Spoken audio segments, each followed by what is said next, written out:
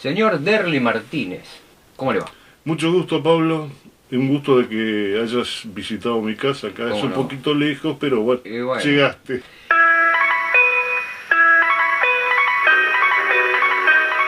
Con la irradiación de Pájaro Campana, de Pérez Cardoso, por Prudencio Jiménez y su conjunto, Clarín AM580 saluda cordialmente a sus oyentes y les desea muy buenos días. ¿Cuántos años, Derli?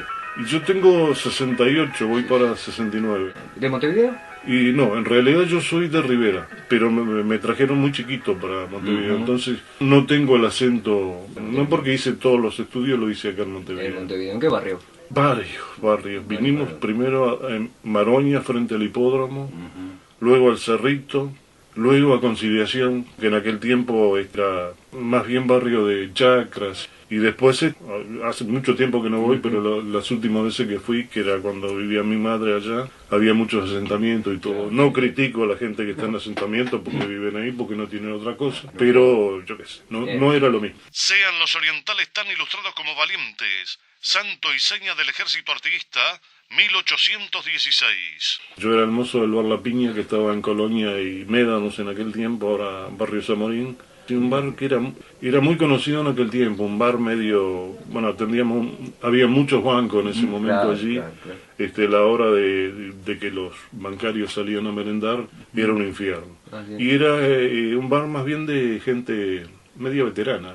Ya hacían comida, pero era más bien de mostrador, digamos. Y yo ahí empecé a trabajar a los 16, creo, 2 años y medio más o menos estuve en el Clarín. Entré en el 63, así que estuvo del 60 hasta el 63 en el bar. Entonces llevaba los cafés y los cortados y las medialunas a los operadores de Clarín, que estaba ahí cerca, estaba en Colonia y Vázquez. Colonia y Vázquez, arriba de Casa Sopeli. No, en aquel tiempo estaba en Colonia y Vázquez, ahora está arriba de donde era Casa Sopeli, pero antes estaba en Colonia y Vázquez.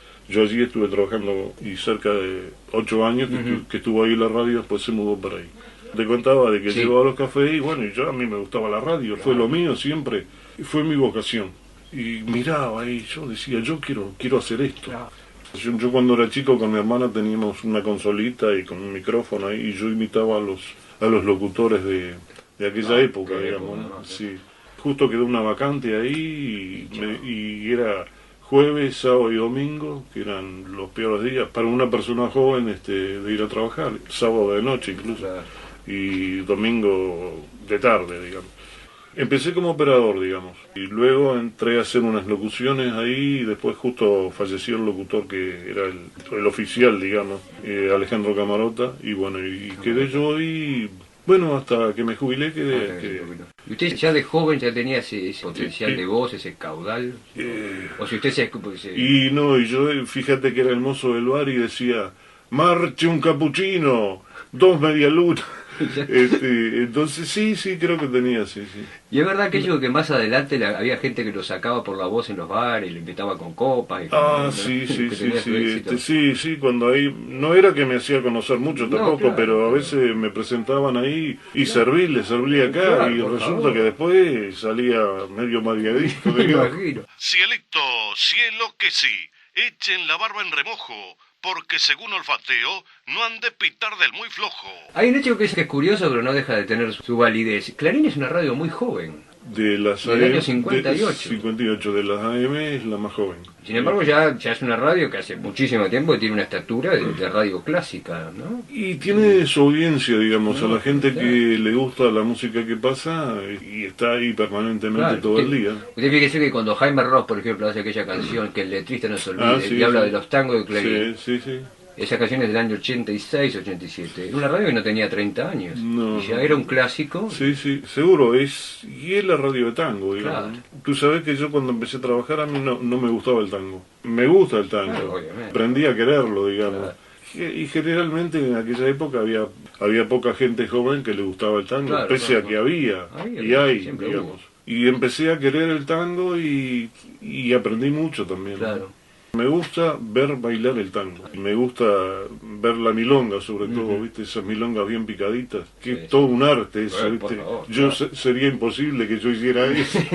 ¿Cantar nunca se le ocurrió? Y me gustaba cantar, pero nunca me dediqué. Mira, te voy a decir, una vez grabé unos avisos para una empresa, eran letras de tango que después terminaban con el aviso, y me hicieron grabar eso. Pero yo dije, mira, esto no es lo mío, no va a marchar esto. Claro. Y justamente que no marchó, el cliente cuando lo escuchó dijo, ¿y este quién es?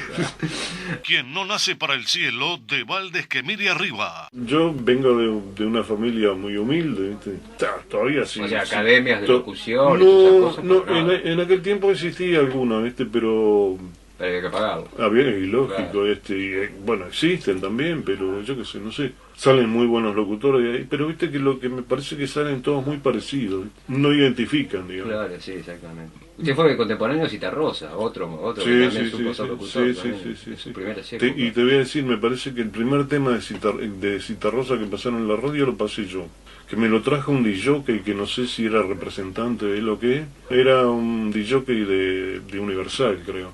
Y fue Milonga por una niña, que era un single, era aquellos discos chiquitos que traían 4 temas en aquel tiempo. Generalmente eran 2, pero aquel traía 4. Como siempre digo, yo creo que fui el primero que pasé a los Beatles acá en Uruguay. Opa.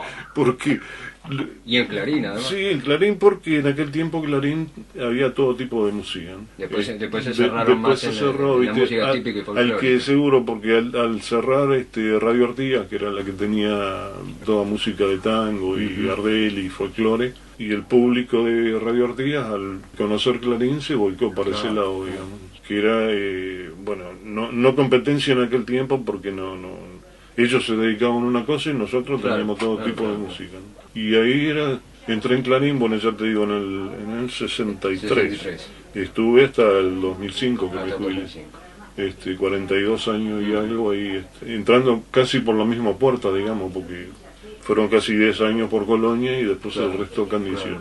Cuando me falten hombres para combatir a sus secuaces, los he de pelear con perros y marrones. General José Artigas, 1817.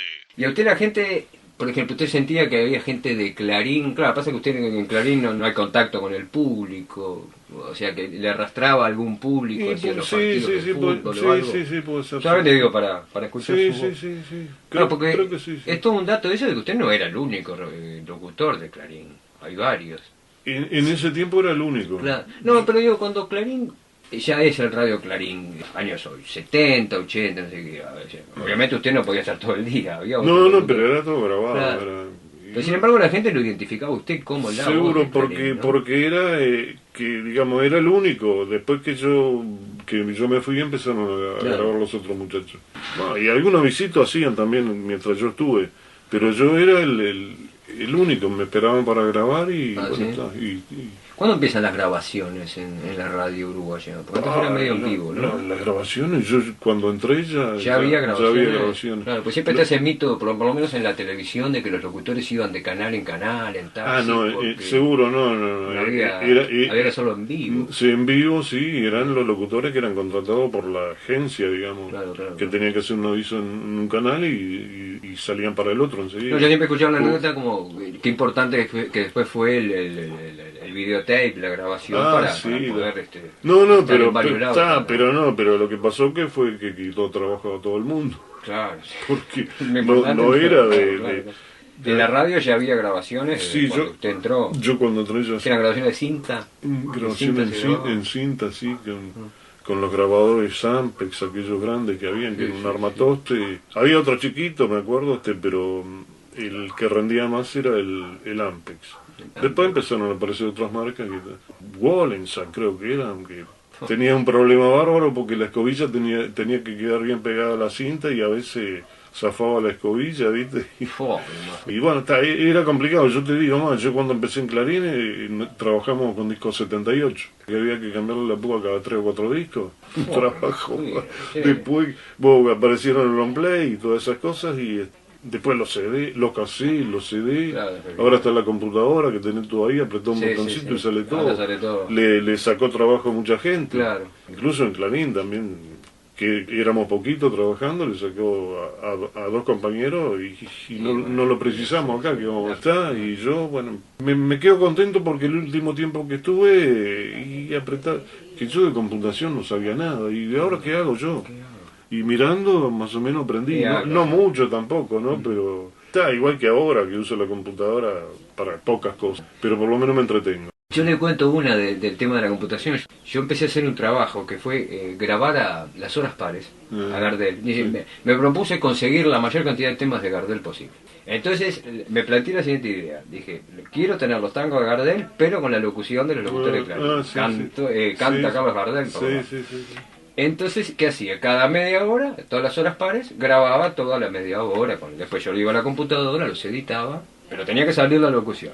Y yo tenía el mito de que en Clarín ustedes, los operadores y locutores, eran los que ponían los discos y hacían la locución, que hacían todo. Pero en una media hora, por ejemplo, pasaban el tango Amurado, Arrabal Amargo, Adiós Muchachos. Entonces dije, pero lo están poniendo en una computadora y claro, después lo ponen, se ordena automáticamente, alfabéticamente, me pasan todos tangos con A. Entonces, no, pero eso era un operador solo que hacía eso. Claro. Yo los entreveraba. Claro, mejor era entreverarlos. Porque si no, y siempre estaba pasando lo mismo. Claro, entonces después vino una lista de temas que había que pasar durante ese día, y ahí salieron entreverados. O sea, no era aquello de cambiar un disco. No, pero no hubo mucho tiempo. Hubo mucho tiempo que fue así. Que se hizo eso, sí. ¿Usted es de la época de cambiar los discos? Sí, me parecía mejor, pero ahí con la computadora te facilitaba todo. ¿Y cómo era el criterio para esas horas?